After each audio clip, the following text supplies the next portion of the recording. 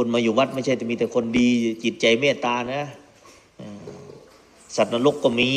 เปรตก็มีอสุรกายก็มีทำไมใจมันยังเป็นเปรตอยู่ก็มีใจมันขี้ขอขี้โลภมันก็เป็นเปรตใจมันมีแต่โทสะโกรธให้คนนั้นอิจฉาคนนี้นินทาคนนู้นนั่นใจมันก็เป็นสัตว์นรกสัตว์เป็นอสุรกายไม่ใช่ว่าอยู่ในวัดมันจะเป็นเทวดานะไม่ใช่นะคนนี่แหละไปเป็นเปรตก็เอาคนนี่แหละสุรกายก็เอาคนนี่แหละ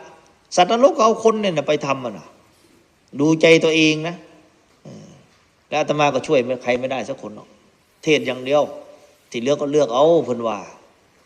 อยากเป็นเปรตก็ขี้โลภเอาเข้าไปเห็นยังก็หอบเอาเห็นยังก็ขนเอาตัวอยากเป็นอสุรกายก็เครียดก็ขมอาฆาตพยาบาทอิจฉาริษยาเนี่ยอยากเป็นสัตว์นรกก็ฆ่าฟันเขามันก็ได้เป็นสัตว์นรกตัวใจให้มันเป็นพระไม่ใช่ว่าอยู่วัดแล้วใจเป็นเปรตเป็นผีเพิ่นว่าเปลี่ยนแน่เด้อทั้งพระทั้งโยมนั่นละมันบวชเข้ามาแล้วเป็นแต่พระดิ